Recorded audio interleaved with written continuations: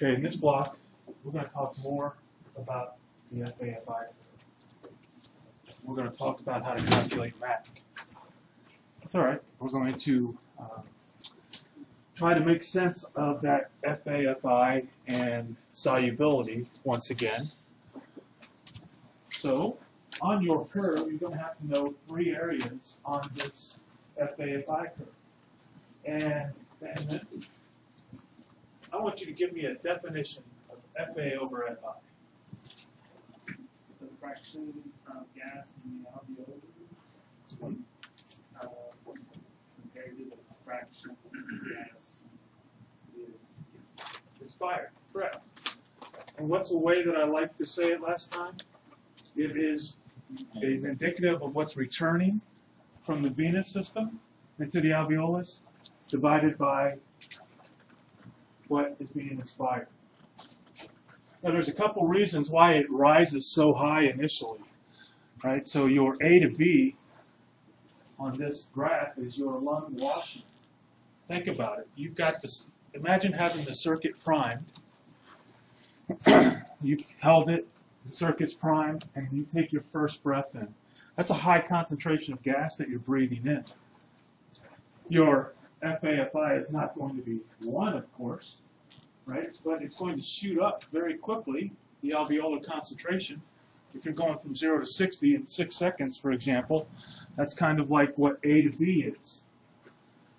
Now this B, I kind of refer to it as where the lung units and the vascular system are in this equilibrium.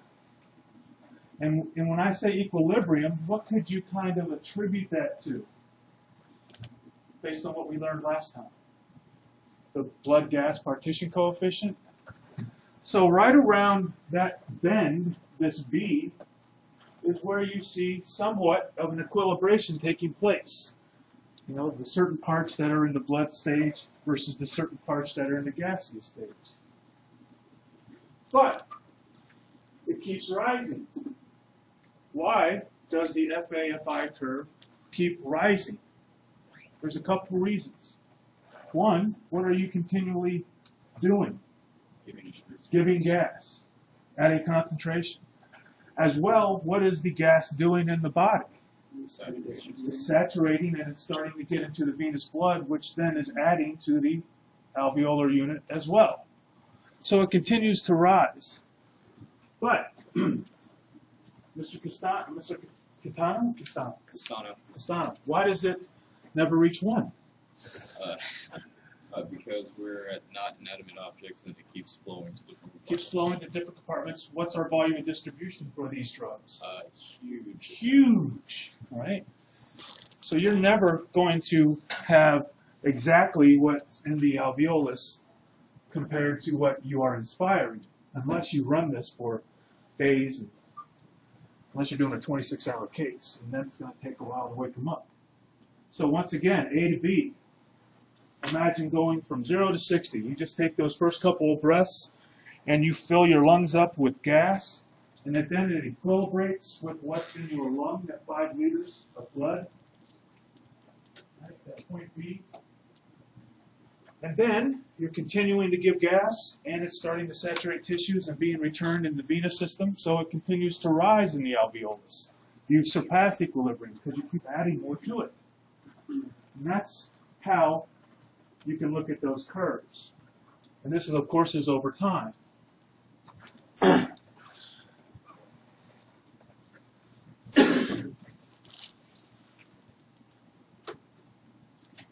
Okay, let's say I want to shift this curve. What are some of the things that would cause this curve to shift to the right? Huh? That would shift it to the left. An increase in concentration would cause that A to B point to move left. Yes, sir. And you can use any quality you want, any product. Huh? That's ventilation. That would actually cause it to shift left. So, huh? Collapse the cardiovascular. Okay, so a decreased cardiac output. Is that true? No, that's not true. I like the thought, but you're going to learn why that's not true. An increased cardiac output will cause it to shift right. A decrease or an increase in solubility will cause it to shift right.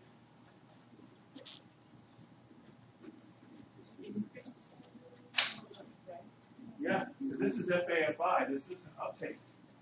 What? This is solubility. So just running the shifting capacity or receiver. See, so if we were comparing three drugs, right? You can imagine iso, SIBO, and then DES. Just like the curves that you saw. Look at the solubilities and the curves that you saw last time. That shows you how solubility affects that FAFI curve. Concentration is going to make A to B shift left. If I increase it, if I decrease concentration, it'll shift right. If I increase solubility, it'll shift right. If I decrease solubility, it'll shift left. If I increase cardiac output, it'll shift right. If I decrease cardiac output, it'll shift left. You're killing me, sir. I promise you, it's true. Sir, Yeah. what does it mean to be able to It means it is getting from A to B quicker. But a higher pressure is gas, sir. Yeah, concentration. So think about that as we keep going. So left, I overpressurized. Instead of giving 1 Mac of an agent, I overpressure it and give 2 Mac of an agent. I'm going to get from A to B quicker. Or if I go from 2 liters per minute flow to 10 liters per minute flow, I'm going to get from A to B quicker. That rate of rise increases, decreases my time. So try to wrap your head around the blue and the red compared to this FAFI curve. The FAFI curve is only telling you the fraction that is in the alveolus over the fraction that's inspired over time. It's not telling you what is being uptook, if you will, by the tissues, the blood, the liver, the kidneys, the fat, the muscle. Uptake is different than alveolar concentration. In fact, how are they related? They're inversely related. If the tissue is taking the gas up, the ability to create a pressure in the alveolus goes down. So if you're soluble, you do not like to be in a gaseous form, right? You want to be in tissue. So the ability to get from A to B takes longer and therefore shifts to the right. Tracking? Sir. Excuse me, sir. So, it's right now, we're trying to maintain the gas in the long side. Is that right? We're trying to keep the gas in the long side. Our whole purpose is to try to create a pressure inside the alveolus. Why? Because what do we assume that is?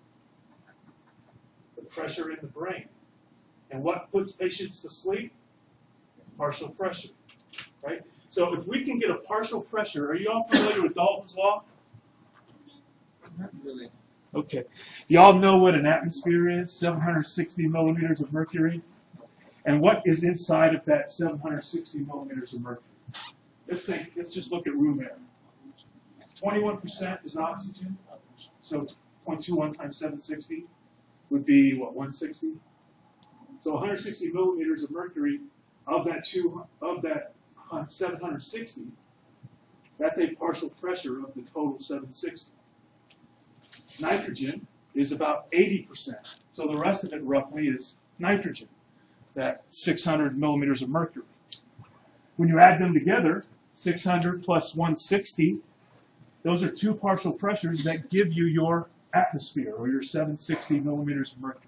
That's what I mean by partial pressure. So if I'm delivering 2% sevoflurane, 2% of 760 is the amount of partial pressure I'm generating with that sevoflurane. So what would 0.02 times 760 be? About 15, right? So 15 torr is your MAC of SIBO. 2% is your MAC of SIBO. That's your partial pressure. And that's what you would like to see at 15 torr inside of your alveolus. Got that? All right. You will. Dalton's law is what it is. Yeah. So a gas that has a higher MAC, 1 MAC, is that going to have a lower? 1 MAC is 1 MAC. MAC is always MAC. Okay. Is it 6%, 2%, or 1.15%? Right? ISO, SIBO, or DES? Which one? Okay. I guess we'll take desflurane as an example. Isofluran, 1.15%, yes, which is its MAC. Okay. So that means it's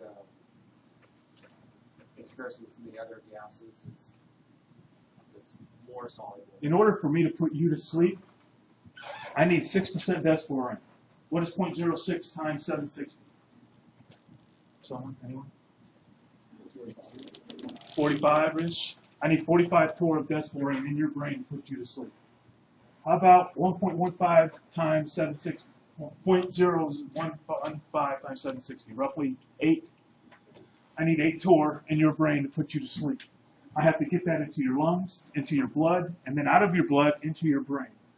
So if I overpressurize the system, I can get a lot of torr, a lot of partial pressure in there quickly.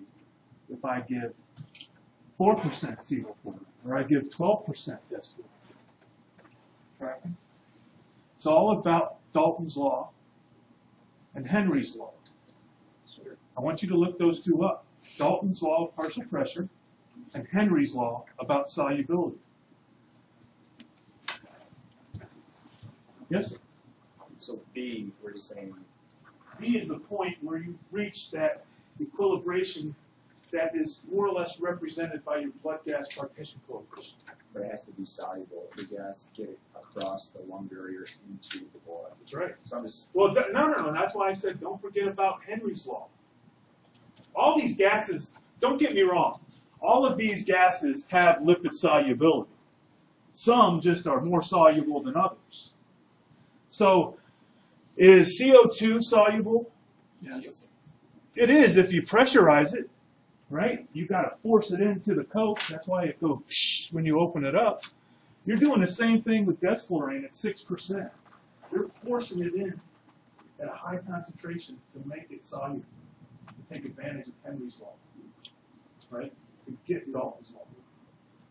Does that help? How would a lower solubility though make it less time? No, lower solubility. Oh, yes, because you have to give, yes, lower solubility. Yes, because what do you do with something that's not as potent? You get more pressure. You give more of it. There's a reason that the MAC of desflurane is 6% and the MAC of isoflurane is 1.15%. So that doesn't take into account the actual amount then? Because we're assuming that we're getting more of the amount for a lower soluble substance. If I want to, I give whatever drug you're talking, right? This is the initial curve, point B. Let's imagine it's desflurane. Just let's imagine. And the green line is representative of me giving 1 MAC of desflurane, 6%. Okay. If I want to shift it left, I give 12%. If I want to shift it right, I give 3%. That makes sense. Because, but as far as the actual differences between nitric, we'll say, which is the least, nitrous, which is the least, Mm-hmm. and then If I had a nitrous curve superimposed on this, it would be up here. And where have you seen those curves before? On Monday. The nitrous, the DES, the SIBO, the ISO, that's the same curve. And those tell you about solubility. The most soluble is halothane on that curve, right? And it's down on the bottom, shifted way to the right. Why? Because it is so soluble in tissue that it's hard to generate partial pressure in the alveolus. Tracking? It's hard concept. Bear with me. I'm hoping you'll get there. All right. So one of the most important things that will help you with this if you never look at another FAFI curve, but you understand the uptake equation, I've done my job. All right? Uptake. In fact, you might want to write uptake into tissue. Whatever tissue you want. The blood, the fat, the muscle, not the bone. The bone doesn't really get blood and it doesn't really soak up gas. Uptake. Uptake will, the higher the uptake, the harder it is for you to get from A to B to C. Uptake into tissue. And if it's taken up into tissue, it can't create a partial pressure, right? Because partial pressure is what puts patients to sleep. And you measure partial pressure in the alveolus. Where at, Jesse? How do you measure your partial pressure? The Y piece. The Y piece. The most important monitor you have for your inhalational agents. All right. This equation I love. And because I love it, you're going to get to love it. This is saying that the solubility, lambda, of the gas times the cardiac output times the alveolar difference. It says arterial. We'll make sure it says alveolar in your notes. The alveolar difference in partial pressure of gas minus the venous difference of partial pressure of gas is equal to the uptake into tissue. Total body tissue for this example. All right, now think about this. If lambda is high, kind of like isofluran, we're at 1.46. We can use the blood gas partition coefficient for that if you're talking about the blood and the gas. What happens to uptake? Is it high or low? High. High. And if uptake is high, what do you think this curve will look like? Will it be more to the right or more to the left? It'll be more to the right. Because uptake into tissue opposes your ability, your rate of rise of your FAFI curve. Uptake into tissue opposes your ability to have a steep FAFI curve. Rate of rise, slope. When uptake is high, slope is low. When uptake is low, slope is high. Tracking? Now, cardiac output. This is going to blow your mind. Cardiac output, when it's high, uptake is high.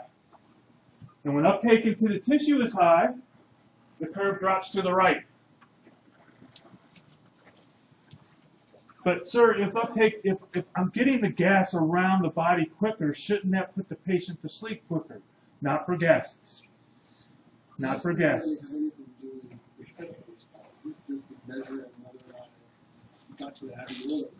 Exactly. Your clinical response. Looking at this going that it's a clinical response. It has nothing to do with the clinical response. It does if you're delivering appropriate amounts of anesthetic. Right, you have to get there. But I mean, you look at these and you keep thinking it's like a dose response curve. It has nothing to do with the dose response. It has only what you're measuring in the alveolus. Absolutely. But what is how do you measure your clinical response? At the alveolus. I mean, you're going to use that based upon what you're going to titrate your agent based upon what you see at your end-tidal alveolar unit, which is why the Y piece is so important. Does that curve, could you say that curve represent the state of the Yes. Yes. Absolutely. Speed of induction. Absolutely. If you have an inhalational induction. So what will speed up your induction? No. The answer will be wrong. Low solubility. Okay, so you give a beta blocker. I wouldn't advise it, but you do. Okay. What else? High overpressure. Right? You take advantage of Henry's law. Right? What else? What can you do to your Thorpe tube? Increase your flows. Absolutely. Those are the three fundamental principles of what you can do to increase your speed of conduction for interrelational induction. And what are you trying to do? Increase the amount of partial pressure in your alveolus, because your alveolus represents, or you're assuming, it's what's in your brain.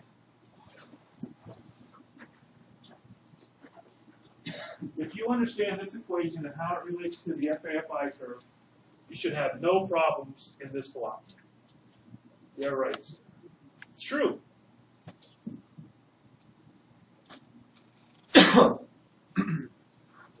So let's look at an example.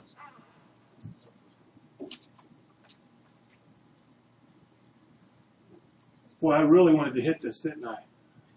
Uptake opposes your alveolar concentration. Everybody say it together. Uptake opposes alveolar concentration.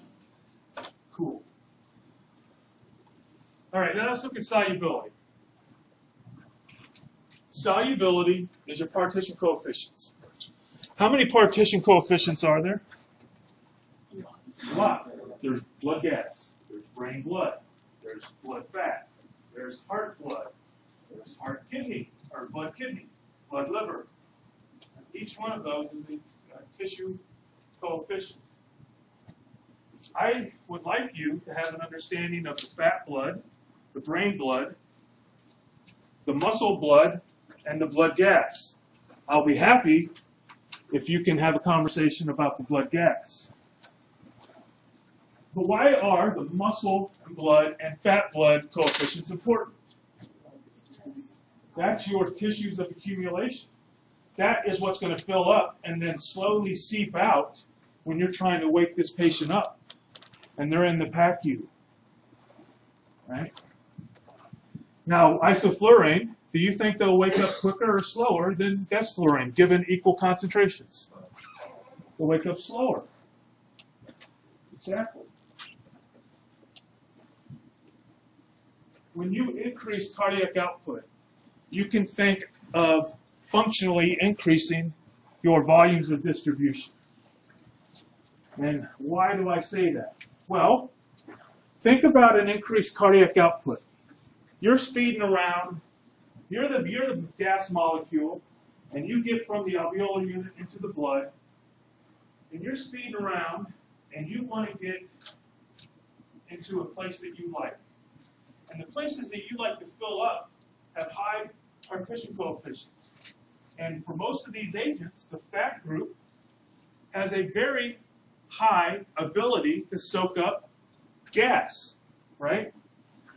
So you're speeding around, and when you're speeding around, what is your contact time with anywhere you're at? Is it increased or decreased? Decreased. And so if you have a decreased contact time, your ability to diffuse into certain areas is decreased. But what do you know about the muscle, and what do you know about the fat? What do you think their resistance to flow is? It's higher, right? Smaller arteries, right? And there's a lot more of it. And so you're speeding around, and you pass right by the carotids, and you go into the muscle and the fat, and you store. And so now you're taken out of circulation. And so now you need some more gas. But cardiac output is just spinning. You pass the carotids, you go down, and you get stored in the muscle and the fat. And now you got to wait till that starts filling up before you can do what? Send anything up to the brain. Tracking? That's what cardiac output does for you. But if you have a slower cardiac output, you kind of just sludge along. You make your way up the carotids, and you find your way to the brain a little bit quicker. Right? You don't want to make them asystolic, but you know, a heart rate of 20. No, not really. But anyway, slow your cardiac output, you get more to the brain. That's the whole point with cardiac output. All right, so let's work on these partition coefficients. I gave you a question today that asked you to estimate, based on the partition coefficient, where your FAFI curve would be. So let's go over that example. In this example, I have an alveolar unit, and I have a capillary, pulmonary capillary. I've got 3 molecules of gas. And this is its state at equilibrium. This is its state at equilibrium.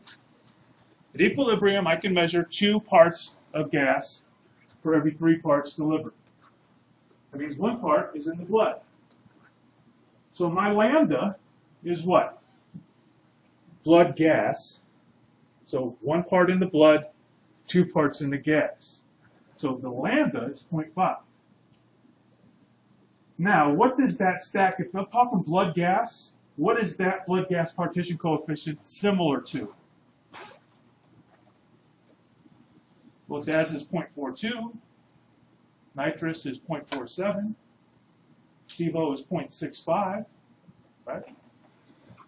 So, now think about where those lay on the curve, the FAFI curve. What does that mean, the FAFI curve? Well, you were asking, sir, does 1 minus work? No, it doesn't work. Lambda only tells you the parts in the blood and the parts in the gas. But you delivered 3 parts. You inspired 3 parts. So your FI in this example is 3. But what's left in the FA? 2. So FA was 2, but you inspired 3. So your FAFI point on the graph would be 0.67. See what I'm saying? Now, is this a soluble or an insoluble agent based upon these numbers? Insoluble. Fairly insoluble, right. Insoluble means that it doesn't solubilize in fat. It just means that it's relatively insoluble. Relatively meaning relative to the others. Now, let's look at the opposite. You deliver a drug, and at equilibrium, it likes to have 2 parts in the blood and 1 part in the gas. So its blood gas partition coefficient is 2. But its FAFI is what? We delivered 3, and we've got 1, so 0.33, 0.34. And based on that, is that a soluble or an insoluble agent? A little bit more soluble. A little bit more soluble, absolutely. So, which one's more potent? X was the first one, Y was the second one. Who says X? Who says Y? Y is more potent. Because what is solubility is directly related to potency. But which one do you have to deliver more of? X to get your effect because it's not potent. And so, since Y is potent, you could hypothesize that its MAC value would be lower than X because it is more lipid soluble. Tracking? So Y is like ISO and X would be like this. I said lower. Y would have a lower MAC than X. What's that? So Y would be like ISO. Y could be like ISO, and X would be like SIVO or DETS. Absolutely. We talked about cardiac output. This is a way that Barish presents cardiac output to you, and I don't like it. It does me no good to look at this. It says that when cardiac output increases, your containers that can hold the gas increase. All right, that's fine. I like to look at it at contact time. I've got the alveolus, I've got the blood, and I've got the brain here. And I've got this low cardiac output. Right? It gets there, and it just creeps along. So I have more of a tendency to diffuse out of the blood into the area that I want to go to. But if I have a high cardiac output, you know, it cruises along, and it doesn't get off the bus as easily. All right? Think about you. You get on the bus. What is it easier to get off? A fast-moving bus or a slow-moving bus? A slow-moving bus, absolutely. Hopefully you hope it stops. But. And with that, we have to fill up all of the blood. We have to fill up most of the containers before we start to see or not fill them up, but we have to begin to fill up many of the containers before we start to see the brain receiving a partial pressure. So a question you're going to be asked, if you have a high cardiac output and everything else is equal, compared to a low cardiac output and everything else is equal, which patient goes to sleep the quickest? Low cardiac output goes to sleep the quickest. Now, alveolar pressure, I think we've nailed this to death. The alveolar pressure is a reflection of two things. What is that, Robert? What would you say it's a reflection of? Gas in the expired. So at the amount of gas in an expiration. Expiration and gas in inspiration.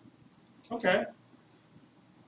So So FI is inspiration, but FA, what's FA composed of? End expiration. Yes. And what helps you get gas at end expiration? what helps you get there? Come around, what's the compartment before you get to the alveolus? Your venous. The venous system, right? I always think if I've got gas in my alveolus, then I'm starting to have gas in my venous system, which means, I'm starting to saturate other tissues in that circle. And all of this is important. Why? Well, this is important because, Tristan, when you change the dial on your case, how long is it going to take to see your effect? I like that. So it depends on how soluble the gas is. It depends on what your flows are. It depends on a lot of things. Is your effect immediate? No.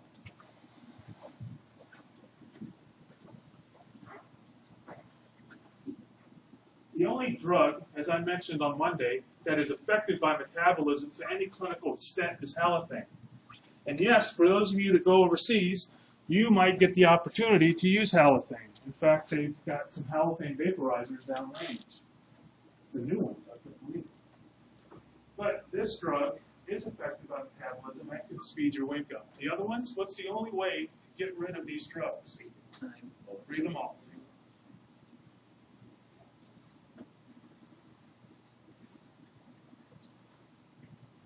So slide 68 reviews the factors that will speed an inhalational induction.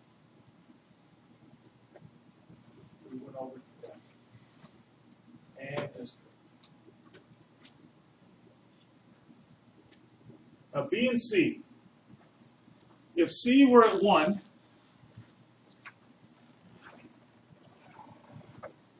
Major Fraley, sir? Yep. If C is at 1, what assumption can you make? I have no idea. No? I have no clue. Justin? You have completely equal blood to alveolar concentration. What is returning from the venous system is equal to what you're inspiring.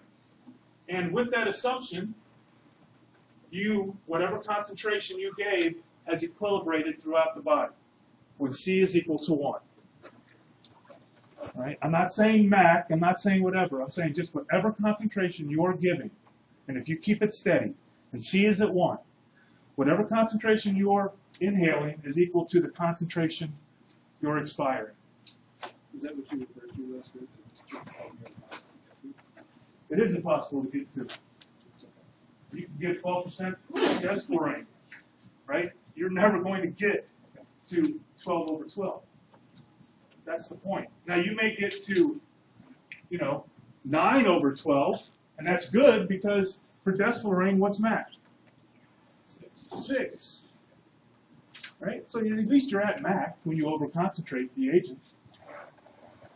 So at point C, If it were at P1. now, so then PA minus PB will be 0. That's right. PA minus PB is 0, right? So if, let's just use mythical numbers. I have 10 molecules of agent in my alveolus. My PA is 10. And my venous system is returning 10 molecules. 10 minus 10 is equal to 0. PA minus PV is equal to 0. And at that point, when PA minus PV is 0, is there any storage space left for molecules to be stored in the body? So at that point, uptake is equal to 0.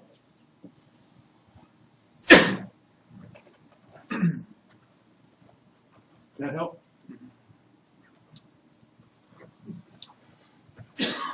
And we just covered that. Awesome.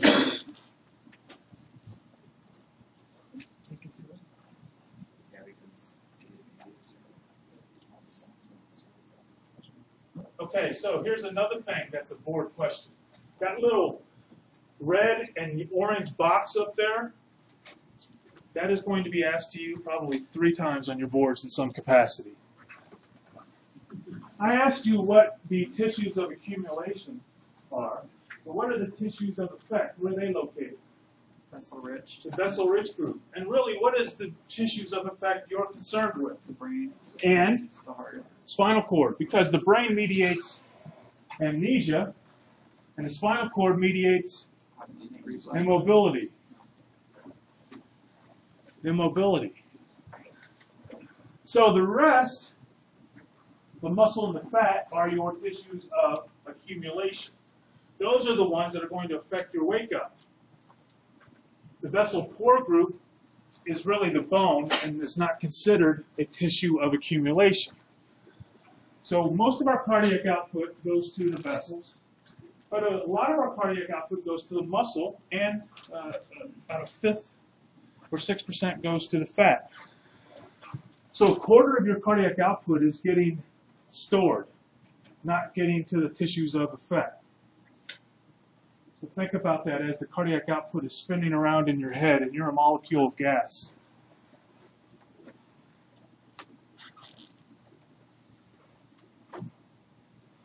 All right, take a break. 1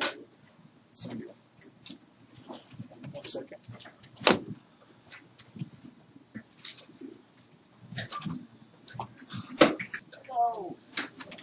Okay, let's try to end your misery, right?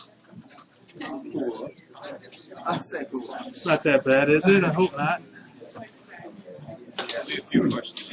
All right, I'm going to briefly touch on these partition coefficients.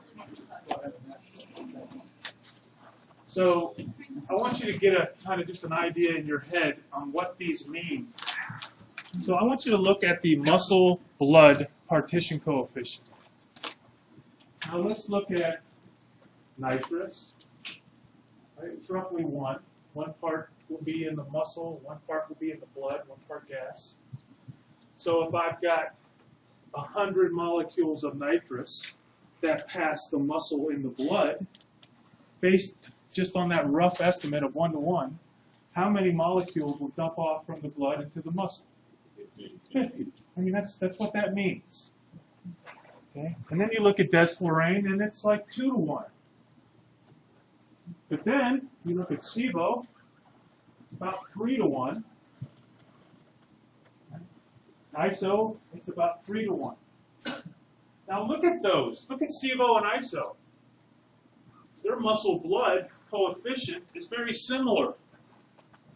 But,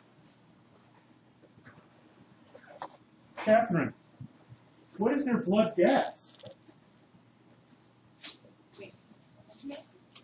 SIBO and ISO, the blood gas comparison. So SIBO is 0.65. ISO is 1.46. You see how they're similar at the muscle, but different in a blood gas interface, but similar in a tissue-tissue interface. I had spoke about that on Monday. So what does that tell you about sevoflurane?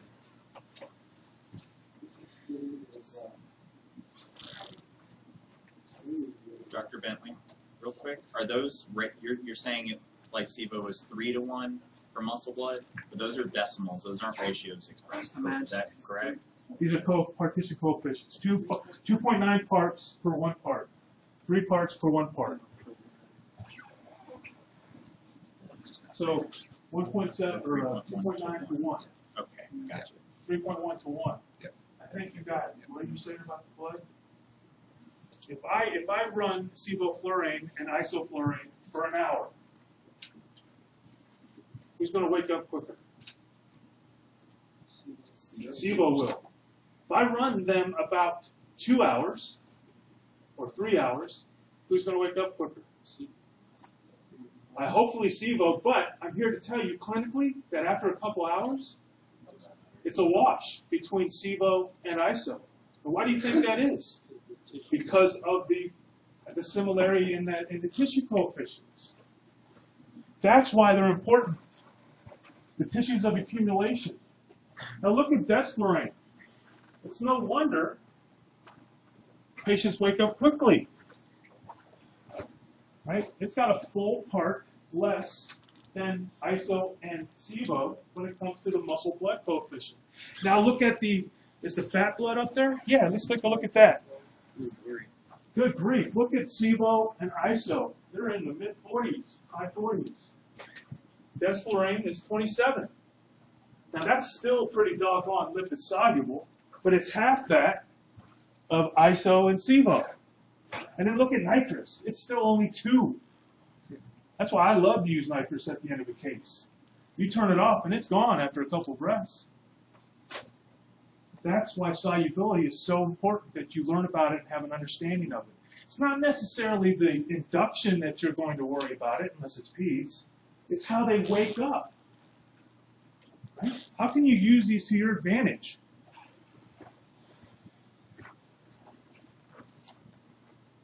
You know what? You can cross off 75. I tried that last year, and it just created all kinds of controversy. Cross off 76. Okay. The point I want you to remember is the effects of solubility, of cardiac output, of flow, and of partial pressure on uptake and the FAFI curve. I want you to be able to identify the points on this FAFI curve.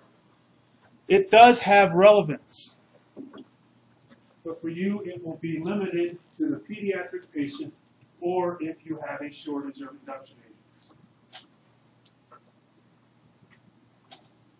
Now, the important thing to remember is I want to get out of the OR because my phase 2 faculty says wake them up, and I don't want to be caught for 15 minutes trying to wake up a patient.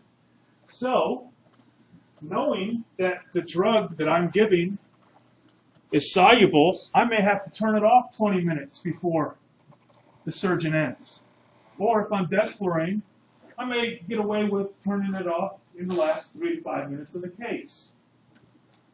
Clearance of these agents are also affected by the properties. But can you do anything to speed wake up? One thing, hyperventilate. Okay?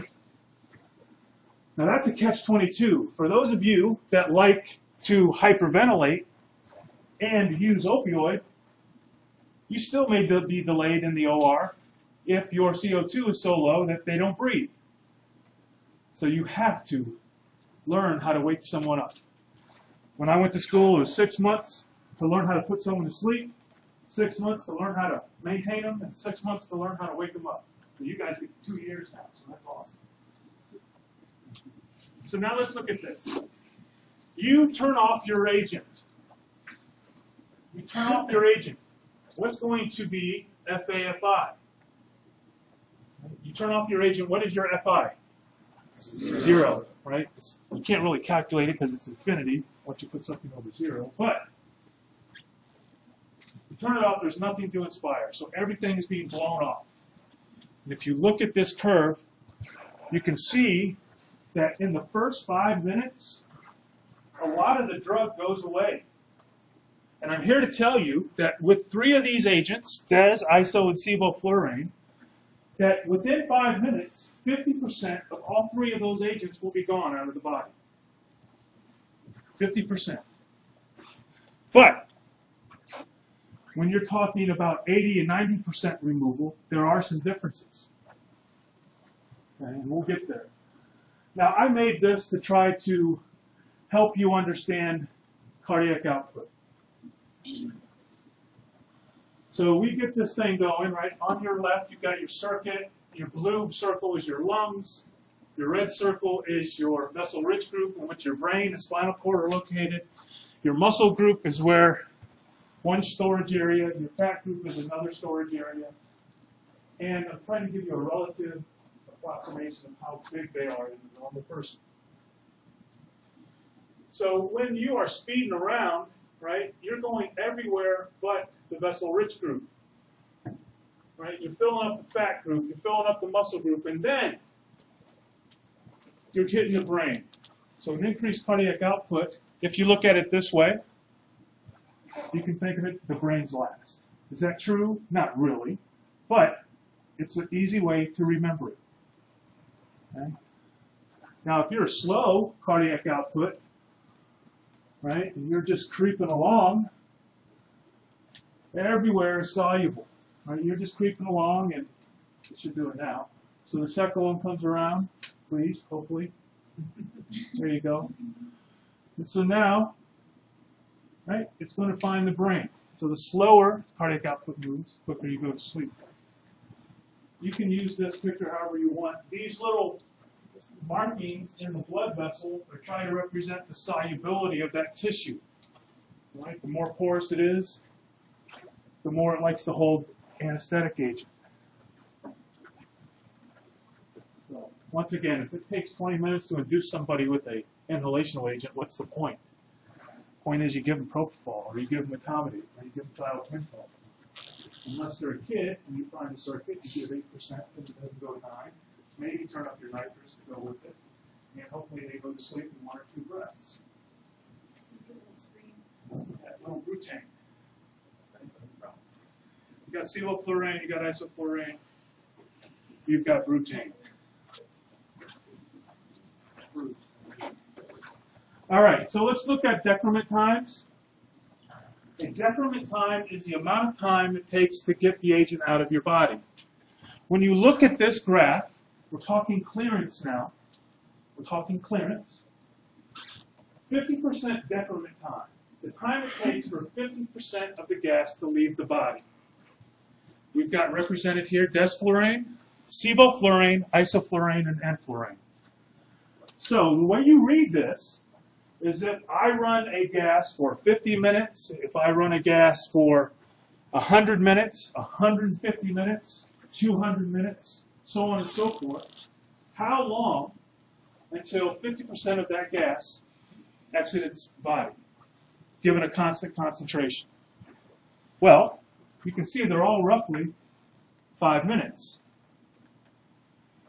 So in this example, if I'm delivering 1 Mac of any agent, any of these listed, when do you expect them to open their eyes? 5 minutes, because what's Mac awake? 50%. Half Mac. Half Mac, right? All right, so they open their eyes, you take to the PACU, and you notice they're still breathing off this odor. Now, I want to know when 80% of the drug, the gas, is removed from the body. So let's look at desflurane and sevoflurane. I run a gas for 50, 100, 150 minutes. And it says here it's still about 5 minutes. I don't know who did this study, because Sevo, in my opinion, is a little bit longer than that. But based on this graph, we're still going to say that 80% of the drug removal after an extended concentration given over time, Sevo and Des, takes about 5 minutes to get 80% out. Now look at isoflurane. You see it's starting to have that little asymptotic type of picture. So if I have given isoflurane for 5 hours, 80, or Shannon, I should say. So I give it for 5 hours. This is isoflurane. How many minutes do you anticipate until 80% of the gas has left the body. So is that 20, between 20 and 30? Everybody see how that happened?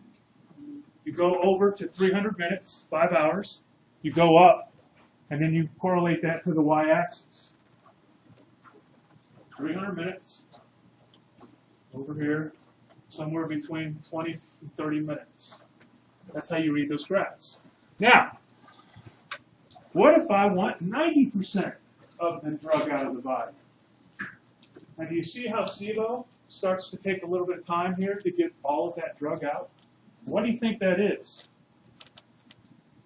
Fat groups. It's not very soluble in the blood-gas interface, but it is soluble in the muscle and the fat interface. So those graphs I would like you to be able to read. Sis? So, Yeah. So you said that 5 minutes after you turn the gas off. All your gases, 50%, 5 minutes. So, and you said that you turn the gas off before the surgeon finishes. So how do you keep them down without being awake from the surgeon? So one thing you haven't learned yet, you're going to be given opioids. You're going to be given benzos. What do you think those do to minimum alveolar concentration? Increase. If you give 3 mics per kilo of fentanyl, for example, you decrease your MAC value by 50%. So if I give, how much, I weigh, I'm not proud, I weigh 120 kilos. I give me 360 mics of fentanyl, my MAC of SIBO now is 1% because of the opioid. Not just using these by themselves. Yes, sir. On the left slide on the graph, it's on the first row. Say again? Do you have time on both graphs? Yeah, okay. Let's take Isofluran given for It's time of procedure versus time post. this is duration of gas administration. It's not procedure. I could have been a dog in this experiment for all I know. This is just, I ran a gas for 350 minutes. And then you follow it up, and that tells you where 90% of the gas. This tells you how many minutes it took. This is minutes of administration of the gas. This is minutes till you had 90% gone. Fun stuff, right? Any questions before we move on to the second part?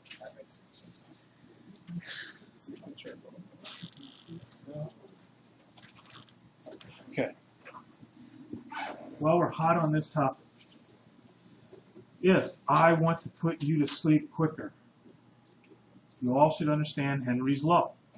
If I put a lot of pressure over an interface, I'm going to be able to force more gas into that interface. So if I overpressurize my circuit by turning up my SIBO to 8%, you're going to go to sleep very quickly. Why? Because your minimum alveolar concentration is only 2. And you're putting in 8%. That point A to B on the curve is going way far left, and you're going to have that rate of rise be very steep at 8%. So your alveolus is going to have a high concentration very quickly.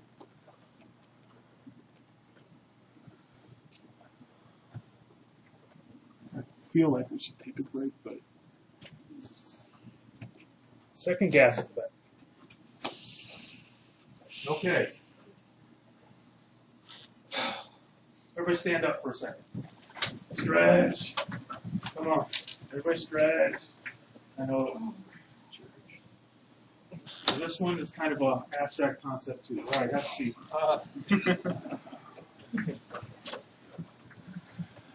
I want you to envision an alveolus here on the left. And I want you to envision yourself giving 7 liters of nitrous oxide and 3 liters of oxygen. Why did I pick those numbers? Because that gives you a 70%, 30% mixture of nitrous and oxygen. I then want you to imagine that you put your dial of isofluran at 1%. And you already have this in your circuit. Already in your circuit. Ready to go. And then you put that circuit up to your mouth and you take a breath in. All right? You fill up your alveoli with 29% oxygen, because you got to have that 1% iso in there, and 70% nitrous, and that 1% isofluran. Now, are solubility and diffusibility the same thing? They're related, but they're not the same thing. Is nitrous oxide a very big molecule? It's not. It's not very soluble, but it is very diffusible. And so, it leaves this alveolus. And what happens to the alveolus? It shrinks. And since it has shrunk, can you see now how you have concentrated the remaining gases that are left in there? You've got the same stuff in a smaller space.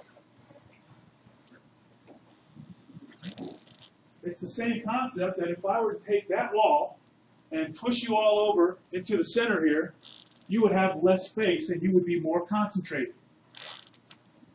That is the second gas effect that you can use if you want to speed your inhalation induction. Increase the concentration of your gases by this change in alveolar size. We only do that with nitrous. Yes. And it really only works with soluble agents. It doesn't make a difference with SIVO or isofluran because their blood gas partition coefficients are so low.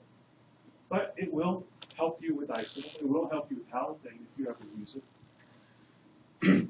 Is this the principle why you can increase the oxygen concentration? If you increase oxygen concentration, it diffuses rarely like. Nope. Yeah. So how does the concentration increases if we were keeping it constant? Now look at the size of your alveolus. You've changed size. You went from one size to a smaller size. But the isofluran didn't go anywhere. The only thing that moved was nitrous. You see how there's less nitrous in here now? But we're probably getting 1%, 9%. We haven't changed that. That's right. You're absolutely right. We haven't changed it. The nitrous diffused out and created a smaller alveolus, which artificially concentrated the remaining gases that are in there. Yeah. Why is the alveolus smaller? I don't Because what do you know that the alveolus has? Surface tension. And if something has surface tension, what happens when a volume of gas leaves it? It compresses. And because a volume of gas have left the alveolus, the surface tension causes it to compress. And now the less diffusible gases, iso and oxygen, haven't changed. But because they're in a smaller space, they are now more concentrated in that smaller space. Nitrous oxide is 37 more times diffusible than nitrogen. And that'll come into play here in a little bit. This is the second gas effect. And it's all about creating a smaller space because of the diffusibility of the nitrous oxide.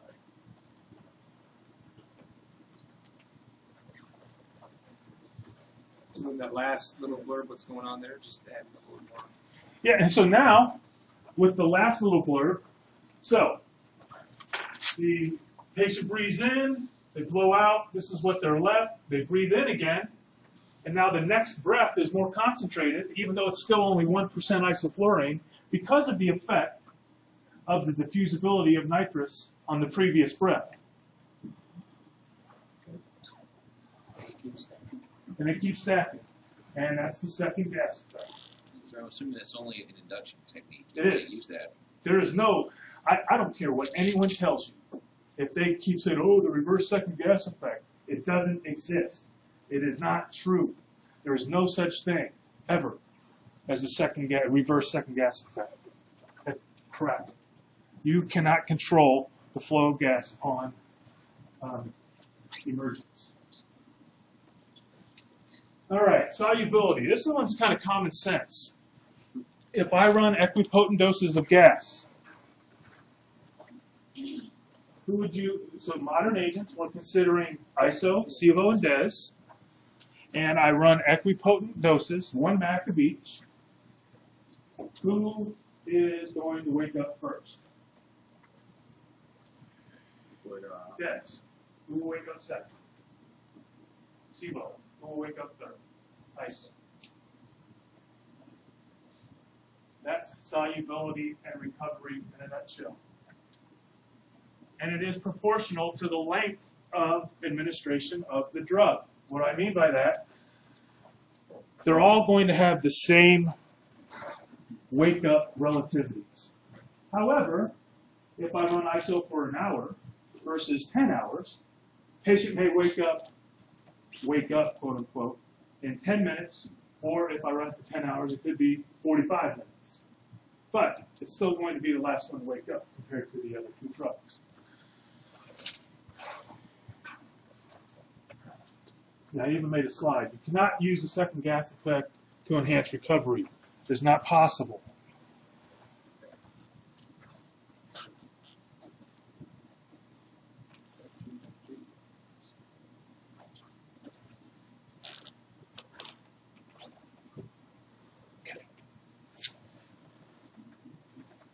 The only modern, okay, now this is going to become a little disjointed.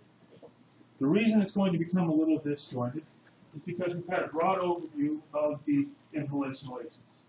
And now I've got to teach you certain properties or certain items that are core content, if you will, regarding the inhalational agents. One of them was the concentration effect. The other one was the second gas effect. This one is metabolism.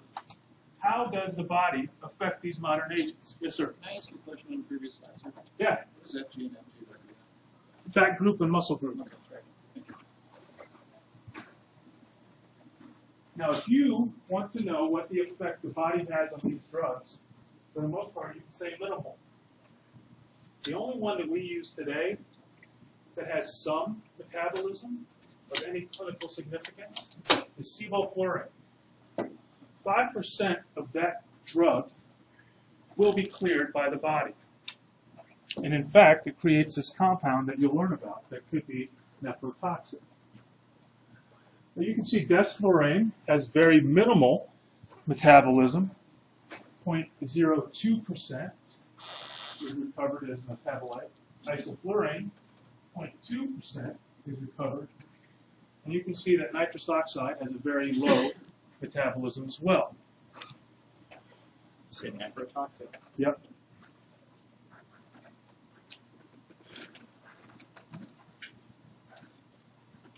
All right. Yeah, I had to stick those in there somewhere. Now, slide 96 is one of my favorites. This is your operative course. Right? This is stimulation of the patient over the surgical events. One of your most stimulating periods, right? Imagine you being the patient. You're getting anxious, you're getting stimulated. I put you to sleep, and then I stick a metal blade and pull up on your epiglottis. That is very stimulating. I get the tube in, and all of a sudden your blood pressure tanks because there's no more stimulation. I gave you all of those induction agents and the opioids. Now I'm like, hurry up and prep, hurry up and prep, hurry up and prep, hurry up and prep, let's go. So then the surgeon makes his cut, starts doing whatever they're going to do, and that's the manipulations that go on. And then the surgeon starts to close. Closing the fascia is not as painful as the manipulations. Closing the skin is less painful. Putting the dressing on will create less stimulation. But then you're not out of the woods yet, because now you have to extubate the patient. That's another stimulating procedure, and you have to go through stage 2 of anesthesia. Stage 2, and you have to learn that, but you will. So this is the course of your anesthetic. So what is your goal with minimum alveolar concentration? To achieve it, for intubation, for surgical manipulations, right? understanding that it's a continuum. You'll have to turn up the gas, turn down the gas, turn up the gas, turn down the gas. Give a little IV agent, turn down the gas. So in animals, MAC is defined as 50% of animals that do not respond to a noxious stimulus. But if 50% don't respond, then 50% do. In humans, MAC is defined as the minimum alveolar concentration, or the alveolar partial pressure, in which 50% of the population will not move to a surgical stimulus. We measured at the Y-piece, and it's the best thing we have. Right? It is the best thing we have to measure inhalational agents. I'm sure that they've tried to come up with other techniques, but this is what we have. It ain't perfect, but it's what we have. And it is reproducible. Anybody here know what the MAC for isofluran of a pig is? 2% isofluran. So reproducibility means that you can get a MAC for different species. They may not be the same concentrations, but you can get MAC values for species. Now it has its limitations. Elizabeth, what does quantum mean? Right. You either have the conditions in which you've achieved MAC or you don't. Either the patient moves or they don't. MAC awake. Either the patient is awake or they're not. MAC 95%. Now that one is quantum. 95% of the population will either move or they don't. MAC bar. You either block adrenergic response or you don't. It's quantum. Either you have it or you don't have it. It's an assumption that we make when we say the exhalation that we measure is what is in the brain. It's a big assumption. So I know you're familiar with this by now. Did anyone have any questions on this? MAC ED 95. 95% of the population will not move. MAC bar. 50% of the population will have blocked autonomic responses. Yes, sir. So in a case, what's your goal? Yeah, I mean, just real world situation where you want to get that. Personally, I try not to use over 1 MAC. Why? Because I'm using other things. If I were just to purely run a draw-over anesthetic in the field, and all I had was maybe a little opioid, some gas, and some muscle relaxant, then I'm more worried about these values. But you're using benzos, you're using opioids, you're using beta blockers. They decrease minimum alveolar concentration. So we know this by now, potency and how it relates to MAC. If I have a high percentage to achieve MAC, then I'm not very potent. If I have a low percentage to achieve MAC, then I'm potent. If I'm soluble, I am potent, and I have a high or a low MAC value. Low. I think we have our MAC calculations. Okay, so here we go. You're going to be responsible for 6.0% for desflurane, 2%, I know it says 2.1, but for you, 2% sevoflurane, because it's easy math, and 1.15% for isoflurane. And now you're all going to have a conniption because we're going to work out MAC values, and we're going to use nitrous. What's the MAC of nitrous? 100%. 100%. Now, the top 2 formulas are definitely all you need to know. But getting there is one thing. Now, sir, how do you calculate MAC of nitrous? Well, this is going to bring you back to the days of hand calculating your FiO2 and your nitrous. If I put 2 liters, let's do this together. I have 2 liters of air. I have 2 liters of nitrous. And I have 2 liters of oxygen. Tell me what my MAC I'm delivering is and what my FiO2 is. Okay? I'll talk you through the first one. So our total flow in that example is 6 liters, correct? 6,000 mLs. 2 liters of that is nitrous oxide. So 2 divided by 6 is 0.33. That's your MAC you're delivering of nitrous. Out of all 3 of those gases, the only one that has a MAC value is nitrous oxide. Nitrous, air, and oxygen. And 1/3 of your mix is nitrous. Now, what is your FiO2? Well, I know that air has 210 mLs of oxygen for every liter. And I said that I have 2 liters. So I have 420 mLs of oxygen in my air, and I have 2,000 mLs of my oxygen in my oxygen flows. So I have 2,420 mLs of oxygen in that 6,000 ml mixture, right? So what is 2,400 roughly divided by 6,000? 0.4? So your FiO2 is 0.4 in that example. Your MAC is 0.33, and your FiO2 is 0.4. Now, if I have 2 liters of nitrous and 1 liter of oxygen and no air, what is my MAC I'm delivering, and what is my FiO2?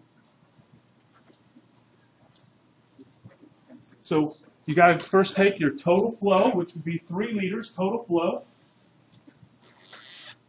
2 liters of that is nitrous. So 2 divided by 3 is 0.67. And since that's the percentage you're giving, that's your MAC, 0.67. Now, what's my FiO2? Well, I have 1 liter of oxygen and 3 liters of total flow. So my FiO2 in that example is 0.33.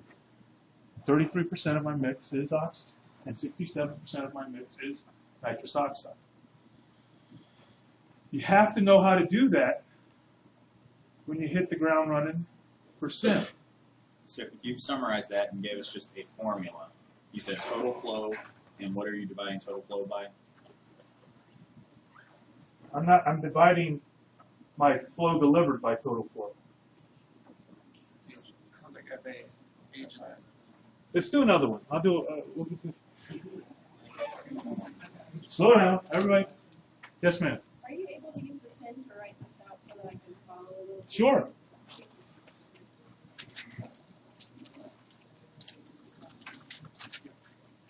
I actually will post some slides that have problems too.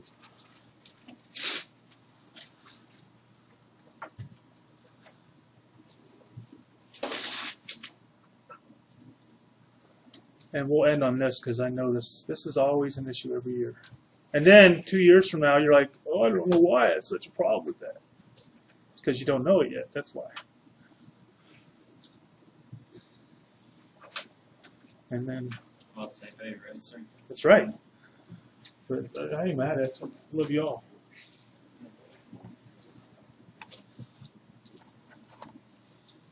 Okay, so...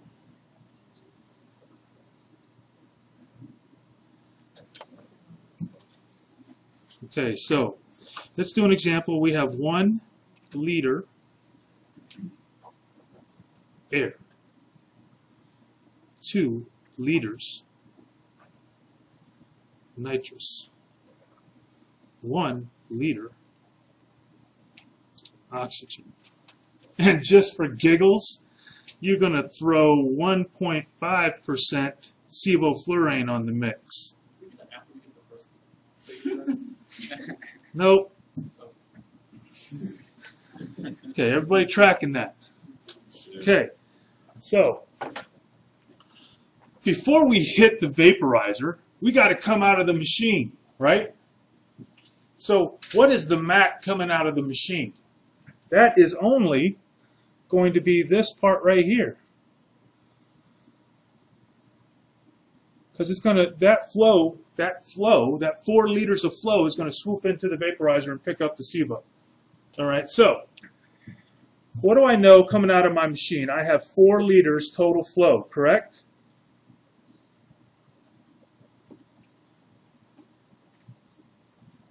Now, I know that I've got to take each of these separately. So, 1 liter air divided by 4 plus 2 liters nitrous divided by 4 plus 1 liter O2 divided by 4. That's still equivalent to my total flow. That is it just broken down into its parts. So for air, what do I also know about air? 210 mLs of it is oxygen. So if I want to calculate my FiO2, I need to look at this, and I need to look at this. All right? So now I have 210 mLs plus 1,000 mLs. And what's my total flow? 4 liters. So what's 1,200 divided by 4? 0.3, roughly. So we're roughly equivalent to 0.3 FiO2. Anybody have any problem with that? Explain the 210 and 1,000, please. What you breathe air. What percent of air is oxygen? 21%. So this has just the calculation for the air. It has nothing to do with the oxygen that you're putting into the circuits. Right there. And it's okay. It's 100%. 1 liter of pure oxygen, Okay, no, I was right? wondering if it was the air that you were doing here. Oxygen. Got it. Air has oxygen and oxygen has oxygen, right? Okay, so now what is the only thing here that can have an anesthetic property? Nitrous.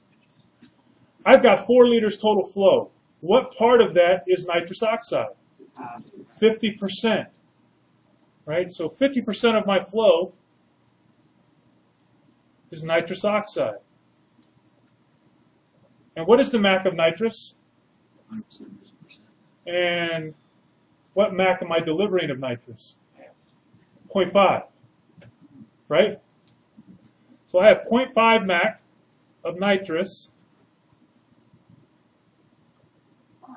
What's my MAC of sevoflurane I'm delivering? 1.5 divided by 2 is 0.75, right? 0.5 MAC of nitrous plus 0.75 MAC of sevo. So what's the 2? Why are you dividing by 2, sir? So is that like the opioids? Hang on, hold on. I will get there. Let me just it's divided by 2. What is the standard MAC value for sevoflurane? 2%. What are you delivering? 1.5. So, in order to figure out the value for MAC, you've got to put what you're given over the standard. 1.5 divided by 2 is 0.75 MAC for sevoflurane. When you add those two up together, you are delivering 1.25 MAC and an FiO2 of 0.3.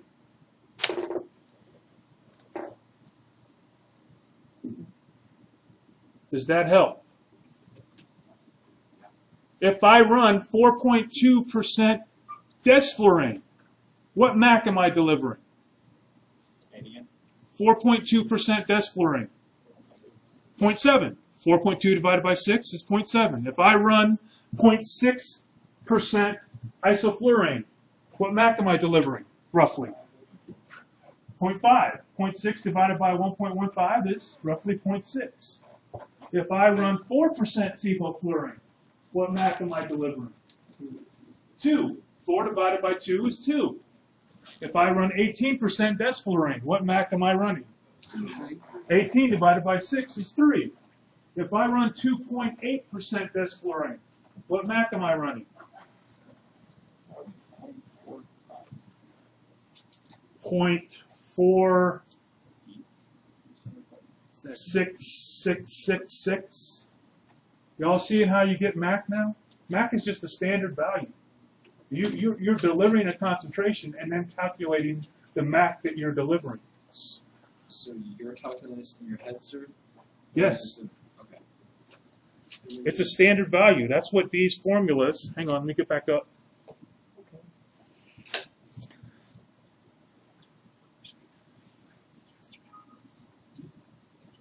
Let me get back into our other.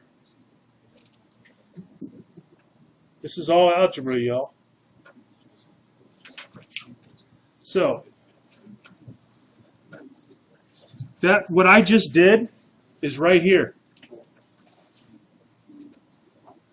Right? So, what I just told you is right here.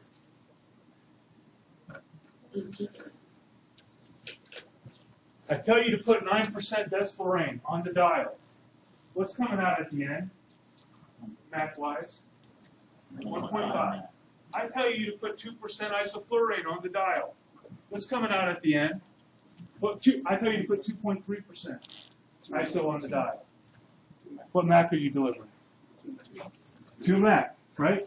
2.3 on the dial divided by the standard value of that agent for MAC.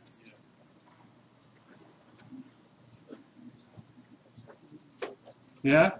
So what's that stuff on top of that? So, the nitrous, we just did an example with the nitrous. If I run 9% Desflurane, I know that I'm giving 1.5 MAC. Okay? But I still want to give 1.5 MAC, but turn the Desflurane down to 6%. How much of my flow now needs to be nitrous? If I still want to give 1.5 MAC, but I've decreased my Desflurane to 1 MAC, so MACs are additive, and the only thing you can add, you can't turn on 2 vaporizers at the same time, but you can run nitrous and a vaporizer at the same time. You're giving 4 liters from 2 liters. So half of your flow has to be nitrous at that point. If I run 30% nitrous, what MAC of nitrous am I giving? 0.3. If I run 20% nitrous, what MAC of nitrous am I giving? 0.2. If I run 80% nitrous, what MAC of nitrous am I giving? 0.8. If I run 70% nitrous, this is all I can tell you, all I have to tell you, and you get the answer right. If I run 70% nitrous, and I run 4% Desflurane, what MAC am I delivering to the patient?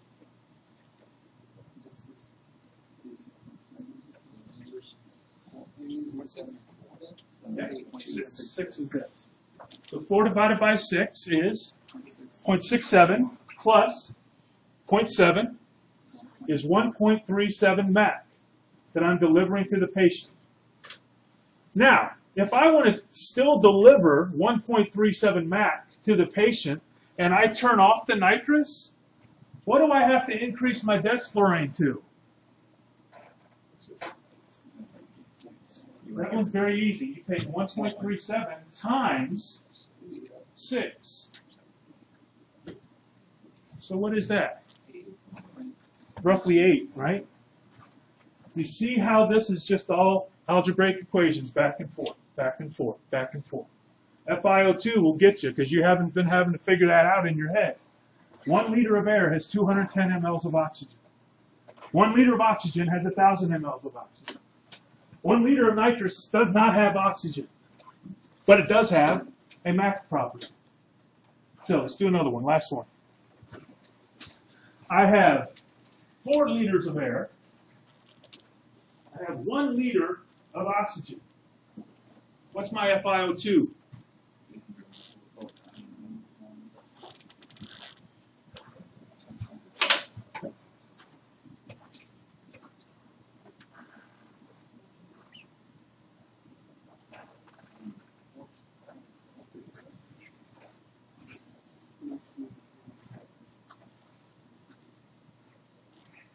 So, hopefully you're done by now. Yep. So I have 840 mLs of oxygen and in the air, and I have a liter of oxygen for a total of 1,840 mLs of oxygen and a total flow of 5 liters. So 1,840 divided by 5,000 is what? 368. 0.368 is my FiO2. Y'all got FiO2? Track it. You have to know your total flows to figure out the MAC of nitrous and your FiO2. You have to know what your flows are. The second thing is you have to know that nitrous can be run with a vaporizer, and those MACs are additive. If I run 40% nitrous and I run 1% sevofluran, what's my MAC value that I'm delivering to the patient? 1%. 40% nitrous and 1% sevo. 0.9. 0.9, right? 0.4 MAC of nitrous and half a MAC of sevo. 0.4 plus 0.5 is 0.9. This is the stuff that's got to come from your head like that. Yeah. 100% nitrous do we need? If I give 2 liters of nitrous and nothing else, that's 100% nitrous. That's right. What's the highest you're going to be able to deliver? 70%. You're going to have these fail-safe mechanisms either on the OMETA system, which you'll learn about, it's called the Link 25 system, or the Narcomed resistor system that will limit it to a 3-to-1 mix. Just so you can't go below. So you don't kill them. The old copper kettle ones, you could kill patients by giving all nitrous. So, what else do I have? That's enough for today. We'll see you later. Thanks, Dr. Bentley. Is there one textbook you recommend for anesthetic pharmacology? You won't find a textbook that talks about calculating MAC. I will tell you that much right now. If there's one textbook to get some of the basics a little bit better solidified. Evers. I know you have that. Yes. I was actually looking to post the chapters today, but I got to go home and get it off my computer. And you know what works too? Baby Miller works just fine getting the basics. Yeah, same stuff I'm teaching.